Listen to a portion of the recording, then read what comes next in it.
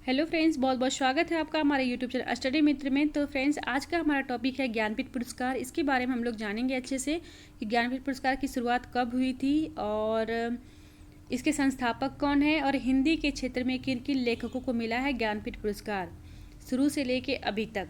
तो चलिए आइए जानते हैं। ज्ञानपीठ पुरस्कार जो है ना, भारतीय ज्ञानपीठ न्यास की ओर से भारतीय साहित्य के लिए दिया जाने वाला एक सर्वोच्च पुरस्कार है। क्या है ज्ञानपीठ पुरस्कार? भारतीय ज्ञानपीठ न्यास की ओर से दिया जाने वाला भारतीय साहित्य को एक सर्वोच्च पुरस्कार है। इसकी शुरुआत कब हुई थी? तो इसकी शुरुआत हुई थी 22 मई 1961 ईस्वी को। भारतीय ज्ञानपीठ के संस्थापक श्री साहू शांति प्रसाद जैन के 50वें जन्म दिवस पे इसकी शुरुआत हुई थी। यानी कि क्वेश्चन यहाँ से पूछा जा सकता है कि ज्ञानपीठ पुरस्कार की शुरुआत कब हुई थी। तो इसकी शुरुआत हुई थी 22 मई 1961 ईस्वी को। और इसके संस्थापक कौन है? तो श्री शांति प्रसाद जैन जी है और इन्हीं के 50वें जन्म दिवस पे इसकी शुरुआत हुई थी। श्री साहू शांति प्रसाद जैन की 50वां जन्म दिवस था उस दिन और उसी दिन से इसकी शुरुआत मानी जाती है। तो दो क्वेश्चन बन के आए। एक तो इसकी शुरुआत कब हुई? तो 1961 में इसकी शुरुआत हुई।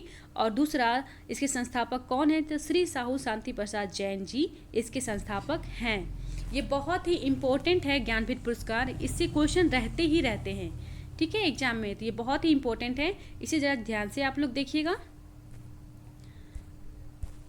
और इसमें ऐसे भी जितने भी इम्पोर्टेंट लाइन है उसे मैं हाइलाइटर से हाईलाइट कर दी हूँ, आप उसे नोट कर सकते हैं। अब आती है बात कि किन किन भाषाओं को यह प्रदान किया जाता है ज्ञानपीठ पुरस्कार। तो संविधान की 8वीं अनुसूची में बताई गई 22 भाषाओं में से किसी भी भाषा में लिखने वाले साहित्यकार को यह प्रदान किया जाता है। हम सभी जानते हैं कि संविधान की 8वीं अनुसूची में 22 भाषाओं को शामिल किया गया है और उन सभी भाषाओं में लिखने वाले साहित्यकार को प्रदान किया जाता है ज्ञानपीठ पुरस्कार, ठीक है। लेकिन अब इसमें जो है एक भाषा और शामिल हो गई है। वो कौन सी भाषा है? तो वह है अंग्रेजी भाषा। उसे भी इसमें शामिल किया गया। यानी कि अब पहले जहां 22 भाषाओं को यह प्रदान किया जाता था, अब जो है यह 23 भाषाओं को प्रदान किया जाता है, ठीक है। तो इसकी जो संख्या हो गई है 22 से 23 भाषाएं हो गई है। क्वेश्चन में अगर पूछा जाए आपसे कि संविधान की 8वीं अनुसूची में बताई गई कितने भाषाओं को ज्ञानपीठ पुरस्कार प्रदान किया जाता है, तो अगर आपके पास ऑप्शन रहेगा 22, 23 और 24, 25 जो भी हो, लेकिन आप तो सभी जानते हैं कि 8वीं अनुसूची में जो है 22 भाषाओं को शामिल किया गया है। तो आपके दिमाग में आएगा कि अरे 8वीं अनुसूची में 22 भाषाओं को शामिल किया गया है तो 22 ही होगा इसका आंसर। लेकिन जी नहीं, अब इसमें जो है एक भाषाएं और शामिल हो गई है, यानी कि इसकी जो संख्या हो गई है भाषाओं की वह हो गई है 23। तो आपको सही सही टिक लगाना है 23 भाषा, नहीं कि ना कि 22 भाषाएं, ठीक है। अब समझ गए। और अंग्रेजी में जो प्रदान किया गया था, सबसे पहले जो प्रदान करता है यानी जिन्हें मिला था यह ज्ञानपीठ पुरस्कार, वे है अमिताभ घोष। पहले लेखक है वो अंग्रेजी के। जब अंग्रेजी भाषा को शामिल किया गया था तब उन्हें यह प्रदान किया गया था अमिताभ घोष को, और वो अंग्रेजी के पहले लेखक हैं ज्ञानपीठ पुरस्कार प्राप्तकर्ता, ठीक है। अब आती है बात कि इसकी राशि, मतलब इस ज्ञानपीठ पुरस्कार में राशि कितनी प्रदान की जाती है। तो इसमें राशि जो प्रदान की जाती है वो 11 लाख रुपए की राशि प्रदान की जाती है। उसके साथ क्या होता है, एक वाग्देवी की प्रतिमा भी दी जाती है और प्रशस्ति पत्र भी दिया जाता है। और वाग्देवी की जो प्रतिमा होती है ना, यानी मूर्ति जो होती है, वह एक कांस्य की मूर्ति होती है, ठीक है। और अब आती है बात कि पहली बार ज्ञानपीठ पुरस्कार कब प्रदान किया गया था। तो पहली बार जो ज्ञानपीठ पुरस्कार प्रदान किया गया था 1965 ईस्वी में प्रदान किया गया था। अब आपके दिमाग में एक बात आएगी कि इसकी स्थापना जो हुई थी वह हुई थी 1961 में और प्रदान किया गया था। यानी कि पहली बार जो दिया गया था यह ज्ञानपीठ पुरस्कार तो 1965 में क्यों? हाँ, तो 1961 में इसकी शुरुआत हुई थी, लेकिन इसका स्वरूप कैसा हो यह निर्धारण करने के लिए जो है ना गोष्ठियाँ होती रही और लास्ट में यह निर्णय लिया गया कि पहली बार ज्ञानपीठ पुरस्कार जो है प्रदान किया जाएगा 1965 में प्रदान किया जाएगा। तो 1965 में यह पहली बार दिया गया था। और किसे दिया गया था? तो मलयालम साहित्यकार जी हैं श्री शंकर कुरुप जी को यह दिया गया था। तो यहाँ से क्वेश्चन देखिए 3 बन जाते हैं। कौन कौन सा? एक तो पहली बार ज्ञानपीठ पुरस्कार कब प्रदान किया गया था, तो कब प्रदान किया गया था? 1965 में प्रदान किया गया था, है ना। और किसे प्रदान किया गया था? तो श्री शंकर कुरुप जी को प्रदान किया गया था। अब क्वेश्चन पूछेगा आपसे कि श्री शंकर कुरुप जी जो ज्ञानपीठ पुरस्कार पहले प्राप्त करता है वो किस भाषा के साहित्यकार हैं। तो किस भाषा के साहित्यकार हैं, तो मलयालम भाषा के साहित्यकार हैं। तो क्वेश्चन जो है ना एक ही क्वेश्चन में यानी कि एक ही आंसर में 3 तरह के क्वेश्चन बन जाते हैं। एक तो पहली बार कब प्रदान किया गया था, यानी कि एक तो आपको ईस्वी पूछ दिया जाएगा, फिर किस भाषा के वो साहित्यकार हैं ये पूछ दिया जाएगा, फिर उसके उनका नाम क्या है ये पूछ दिया जाएगा। तो इस तरह से क्वेश्चन बनते रहते हैं। तो यहाँ से आप जान गए कि पहली बार 1965 में दिया गया था। किसे दिया गया था, श्री शंकर कुरूप जी को दिया गया था, और वो किस भाषा के साहित्यकार थे, मलयालम भाषा के साहित्यकार थे। अब आती है बात कि हिंदी साहित्य में ज्ञानपीठ पुरस्कार। ठीक है, तो हिंदी साहित्य में देखते हैं ज्ञानपीठ पुरस्कार किन्हें किन्हें प्राप्त हुआ था, किन्हें किन्हें मिला था। तो पहले है सुमित्रानंदन पंत जी, जिसे कि प्रकृति के सुकुमार कवि भी कहा जाता है। आप सभी अच्छे से जानते हैं कि सुमित्रानंद पंत जी को प्रकृति का सुकुमार कवि भी कहा जाता है, और इनको जो है ना छायावाद का विष्णु भी कहा जाता है। इनको क्या कहा जाता है, छायावाद का विष्णु भी कहा जाता है। और सुमित्रानंदन पंत को चिदम्बरा काव्य पे मिला था 1968 ईस्वी में ज्ञानपीठ पुरस्कार। ठीक है, क्वेश्चन ऐसा पूछा जा सकता है कि सुमित्रानंद पंत जी को किस काव्य के लिए मिला था ज्ञानपीठ पुरस्कार, तो चिदम्बरा के लिए मिला था। कब मिला था, तो 1968 ईस्वी में मिला था। और चिदम्बरा का प्रकाशन वर्ष क्या है, तो चिदम्बरा का प्रकाशन वर्ष जो है वह है 1959 ईस्वी। कब है, 1959 ईस्वी। यहाँ मैं लिख देती हूँ।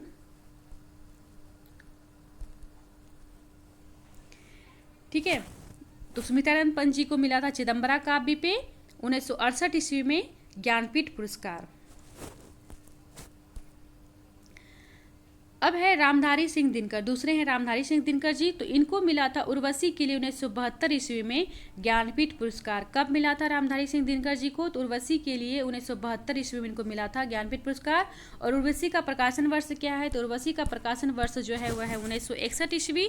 और उर्वशी जो है एक महाकाव्य है, गीति नाट्य है। ठीक है, और रामधारी सिंह दिनकर जी को द्वितीय राष्ट्र कवि भी कहा जाता है, द्वितीय राष्ट्र कवि कहा जाता है। और हिंदी साहित्य जगत में अनल कवि के नाम से भी यह प्रसिद्ध है रामधारी सिंह दिनकर जी। अब देखिए इनका ट्रिक याद करने के लिए, रामधारी सिंह दिनकर जी को उर्वशी के लिए 1972 ईस्वी में ज्ञानपीठ पुरस्कार प्रदान किया गया था। किसके लिए, उर्वशी के लिए। कब, तो 1972 ईस्वी में। अब ट्रिक देखिए, राम उर में 72 बसे, राम उर में 72 बसे। अगर ये ट्रिक याद हो जाता है तो आपको ये इनका जो मतलब कब मिला था इनको ज्ञानपीठ पुरस्कार ये याद हो जाएगा, और किसके लिए मिला था ये भी याद हो जाएगा। राम उर में 72 बसे, राम मतलब हो गया रामधारी सिंह दिनकर, उर मतलब हो गया उर्वशी, 72 मतलब 72 को जोड़ दीजिए 72 से, है ना, 72 या 72, 72 या 72। ठीक है, तो ये हो गया इनका छोटा सा ट्रिक, यानी कि राम उर में 72 बसे। अगर आप ये ट्रिक याद कर लेते तो आपके दिमाग में झट से आ जाएगा कि रामधारी सिंह दिनकर जी को जो है उर्वशी के लिए 1972 ईस्वी में मिला था ज्ञानपीठ पुरस्कार। अब है सचिदानंद हीरानंद वासन अज्ञे जी को कितनी नावों में कितनी बार काव्य के लिए मिला था 1978 ईस्वी में ज्ञानपीठ पुरस्कार। अज्ञे जी को किस काव्य पे मिला था ज्ञानपीठ पुरस्कार, तो कितनी नाव में कितनी बार पे मिला था उनको, कब मिला था, 1978 ईस्वी मिला था। और अज्ञे जी को हिंदी साहित्य में इनको जो है ना कठिन गद्य का प्रेत कहा गया है। आप ध्यान में रखिएगा कि कठिन काव्य का प्रेत कहा गया है केशव दास को। ठीक है, तो और यहाँ पे ये कठिन काव्य का जो प्रेत कहा गया केशव दास को कहा गया है, वहीं कठिन हिंदी साहित्य में यानी कठिन गद्य का प्रेत कहा गया है अज्ञे जी को। तो अज्ञे जी को किस पे मिला है, कितनी नाव में कितनी बार काव्य पे मिला है, 1978 ईस्वी में ज्ञानपीठ पुरस्कार। तो कितनी नाव में कितनी बार का यह प्रकाशन वर्ष कब का है प्रकाशन वर्ष इसका, तो 1967 ईस्वी इसका प्रकाशन वर्ष है। अब देखते हैं ट्रिक, तो अज्ञे कितनी नाव में 78 गए, ये है इसका ट्रिक, अज्ञे कितनी नाव में 78 गए। तो देखिए यहाँ पे 78 गए अज्ञे जी। ठीक है, कितनी नाव में कितनी बार यानी कि कितनी नाव में कितनी बार इनकी रचनाएं जो है उसके बारे में यहाँ पे है। 78 गए, 1978 को याद करने के लिए यहाँ पे लिखा गया है 78। तो अज्ञे कितनी नाव में 78 गए। अगर ये आपको ट्रिक याद हो जाता है तो इनका प्रकाशन वर्ष भी याद हो जाता है, सॉरी इनको कब मिला था ज्ञानपीठ पुरस्कार ये याद हो जाता है, और किस काव्य भी मिला था ये भी याद हो जाता है। अज्ञे कितनी नाव में 78 गए। अब है महादेवी वर्मा। तो महादेवी वर्मा जी को यामा काव्य के लिए 1982 ईस्वी में मिला था ज्ञानपीठ पुरस्कार। महादेवी वर्मा जी को जो किसके लिए मिला था, तो 1982 ईस्वी में कौन से काव्य के लिए, तो यामा काव्य के लिए मिला था इनको, है ना, यामा काव्य के लिए मिला था महादेवी जी को 1982 ईस्वी में ज्ञानपीठ पुरस्कार। महादेवी वर्मा को इनको जो है वेदना की कवित्री के नाम से भी जानते हैं हम लोग, और आधुनिक युग की मीरा के नाम से भी जाना जाता है इन्हें, और छायावत की शक्ति यानी दुर्गा भी इन्हें कहा जाता है महादेवी वर्मा को। अब है कि महादेवी वर्मा को ऐसा क्वेश्चन पूछा जाएगा कि महादेवी वर्मा को किस काव्य के लिए ज्ञानपीठ पुरस्कार मिला था, तो यामा के लिए ज्ञानपीठ पुरस्कार मिला था। कब मिला था, 1982 ईस्वी में मिला था। और यामा का प्रकाशन वर्ष क्या है, तो 1940 ईस्वी इसका प्रकाशन वर्ष है। ठीक है, यहाँ पे थोड़ी सी नोट करने वाली बात है कि अभी तक जितने भी लेखकों को मिला था तो काव्य रचना के लिए, यानी कि उनकी एक काव्य रचना के लिए मिला था, काव्य संग्रह के लिए मिला था। लेकिन 1984 के बाद जो है ज्ञानपीठ पुरस्कार जो है किसी एक कृति के बजाय है लेखक या साहित्यकार के जीवन भर के साहित्यिक योगदान के लिए प्रदान किया जाने लगा। 1984 के बाद जो है इसमें चेंज आया, इसमें बदलाव आया कि किसी भी एक कृति के बजाय है लेखक या साहित्यकार के जीवन भर के जो साहित्यिक योगदान के लिए उन्हें यह ज्ञानपीठ पुरस्कार प्रदान किया जाने लगा। किसी पहले अभी तक जितने भी अभी हम लोग देखे, पंत जी, रामधारी सिंह दिनकर जी, अज्ञे जी, महादेवी जी, इन सभी को इनकी एक कृति के लिए मिला था ज्ञानपीठ पुरस्कार। लेकिन 1984 के बाद इसमें बदलाव आया, तो लेखक के या साहित्यकार के जीवन भर के जो साहित्यिक योगदान था, यानी साहित्यिक योगदान जो है उसके लिए यह ज्ञानपीठ पुरस्कार प्रदान किया जाने लगा। उसके बाद संपूर्ण साहित्य के लिए, यानी कि जीवन भर का जो संपूर्ण साहित्य है उनका, जीवन भर का जो उनकी रचना है उनके लिए यह ज्ञानपीठ पुरस्कार प्रदान किया जाने लगा। अब है नरेश मेहता। तो नरेश मेहता को जो है ना संपूर्ण साहित्य के लिए 1992 ईस्वी में ज्ञानपीठ पुरस्कार प्रदान किया गया था। नरेश मेहता को किसके लिए, तो संपूर्ण साहित्य के लिए। 1984 के बाद बदलाव आया, यानी कि जितने भी लेखक थे, साहित्यकार थे, तो उनके जीवन भर का जो साहित्यिक योगदान था उसके लिए ज्ञानपीठ पुरस्कार प्रदान किया जाने लगा। तो ज्ञानपीठ पुरस्कार जब प्रदान किया जाने लगा तो नरेश मेहता को संपूर्ण साहित्य के लिए 1992 ईस्वी में ज्ञानपीठ पुरस्कार प्रदान किया गया। फिर है निर्मल वर्मा। तो निर्मल वर्मा को भी संपूर्ण साहित्य के लिए 1999 ईस्वी में ज्ञानपीठ पुरस्कार प्रदान किया गया, संपूर्ण साहित्य के लिए। अब निर्मल वर्मा के लिए जी थोड़ा सा ट्रिक है कि निर्मल वर्मा को 99 में ज्ञान प्राप्त हुआ। तो यहाँ पे देखिए कितना इजी ट्रिक है। निर्मल जी को 99 में ज्ञान प्राप्त हुआ। तो 99 में ज्ञान प्राप्त हुआ का मतलब क्या हुआ कि निर्मल वर्मा, यानी निर्मल वर्मा ये हो गया निर्मल जी, और इनको संपूर्ण साहित्य के लिए कब मिला था, तो 1999 ईस्वी में मिला था ज्ञानपीठ पुरस्कार। तो निर्मल जी को 99 में ज्ञान प्राप्त हुआ, यानी कि ज्ञानपीठ पुरस्कार जो है वह प्राप्त हुआ। तो यह ट्रिक है, छोटा सा ट्रिक। अगर आपके दिमाग में ये सब रहेगा ट्रिक तो आप आसानी से आंसर सही सही दे सकते हैं। फिर एक कुंवर नारायण जी को संपूर्ण साहित्य के लिए 2005 में ज्ञानपीठ पुरस्कार प्रदान किया गया था। कुंवर नारायण जी को संपूर्ण साहित्य के लिए 2005 में कब ये ज्ञानपीठ पुरस्कार प्रदान हुआ था इन्हें, 2005 में। इनके लिए थोड़ा सा ट्रिक है कि जब हम 2005 में जब हम छोटे छोटे थे तो गांव में एक साधु बाबा आते थे और घर घर जाकर वो नारायण नारायण बोलते थे। अब देखिए ये ट्रिक पहचान, इसको थोड़ा सा समझिए ट्रिक को कि 2005 में इनको मिला था ज्ञानपीठ पुरस्कार। ठीक है, तो 2005 में ये याद हो गया, जब हम छोटे छोटे थे तो गांव में एक साधु बाबा आते थे और घर घर जाके नारायण नारायण बोलते थे। ये सब ट्रिक जो है कि याद करने के लिए बनाया गया है। तो नारायण नारायण से मतलब क्या हो गया, कुंवर नारायण। ठीक है, कुंवर नारायण। तो ये याद हो गया ना कि 2005 में इनको मिला था ज्ञानपीठ पुरस्कार, और नारायण नारायण का मतलब हो गया कुंवर नारायण। तो ये सब याद करने का है, एक दो बार देखेंगे तो आपको याद हो ही जाएगा ये ट्रिक। फिर अमरकांत जी एवं श्रीलाल शुक्ल को संयुक्त रूप से संपूर्ण साहित्य के लिए 2009 में ज्ञानपीठ पुरस्कार प्रदान किया गया था।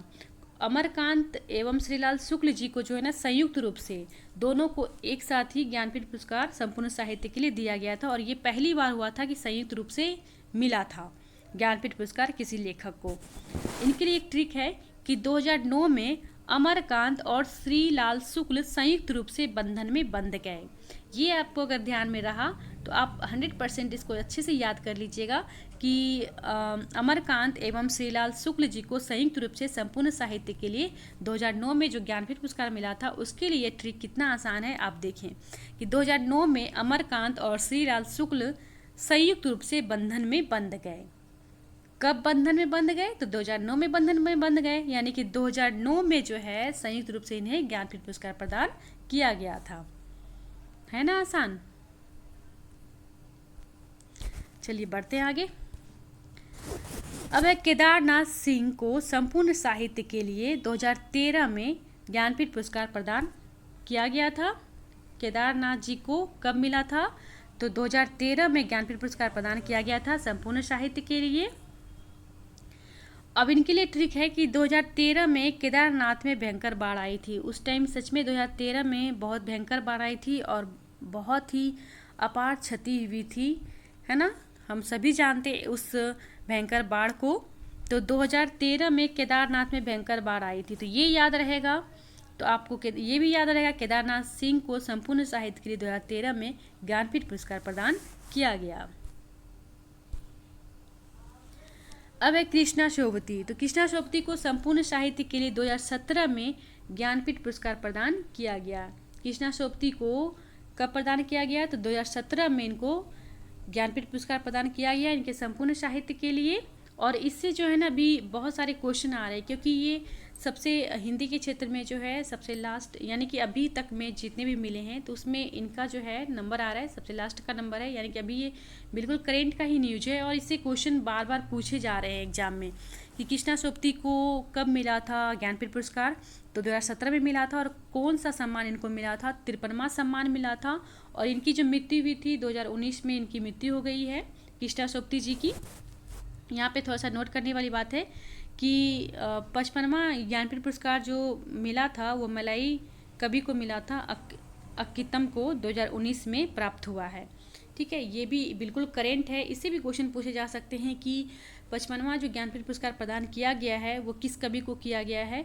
तो अक्कीतम कवि को प्रदान किया गया है 2019 में। ठीक है, उन्हें प्राप्त हुआ है यह। तो कृष्णा शोभती को संपूर्ण साहित्य के लिए 2017 में 53वां सम्मान मिला था ज्ञानपीठ पुरस्कार के रूप में। और इससे जो है क्वेश्चन बहुत सारे पूछे जाते हैं। तो ये थे, यानी कि अब मैं एक बात और बता दूं आपको कि हिंदी के क्षेत्र में अभी तक ज्ञानपीठ पुरस्कार जो प्रदान किया गया है, सबसे अधिक जो प्रदान किया गया है वह हिंदी के क्षेत्र में प्रदान किया गया है, यानी कि हिंदी के लेखकों को मिला है। अभी तक हिंदी में जो है 11 लेखकों को मिल चुका है यह ज्ञानपीठ पुरस्कार। तो सबसे ज़्यादा जो ज्ञानपीठ पुरस्कार की संख्या है अभी जिस भाषा की, तो वह हिंदी भाषा है। बाकी सभी भाषाओं में 2 मिले हैं, 3 मिले हैं, 4 मिले, 5 मिले हैं, लेकिन हिंदी में जो है ना सबसे अधिक मिले हैं, यानी कि 11 पुरस्कार मिल चुका है ज्ञानपीठ पुरस्कार हिंदी साहित्य को। ठीक है, तो ये बहुत ही इम्पोर्टेंट होता है। साहित्य अकादमी पुरस्कार हो गया, ज्ञानपीठ पुरस्कार हो गया, इन सभी से क्वेश्चन रहते ही रहते हैं। मैंने साहित्य अकादमी के भी वीडियो डाल रखा है, अगर आप अभी तक उस वीडियो को नहीं देखे तो उस वीडियो को भी देख लें। और ये थे ज्ञानपीठ पुरस्कार के कुछ महत्वपूर्ण, बहुत ही महत्वपूर्ण, ऐसे ये बहुत ही महत्वपूर्ण है, इससे क्वेश्चन पूछा ही जाता है, मैं बार बार बोल रही हूँ। तो आप लोग इसे अच्छे से 1-2 बार देख लीजिए, आपको बिल्कुल याद हो जाएगा। ट्रिक के माध्यम से याद करेंगे तो बिल्कुल इजी भी रहेगा समझने के लिए। ठीक है, और मैं एक बात और इसमें बताना चाहूँगी,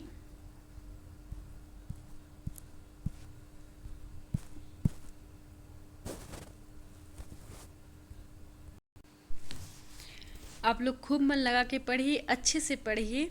मिलते हैं अगले वीडियो में फिर नेक्स्ट टॉपिक के साथ। तब तक के लिए धन्यवाद।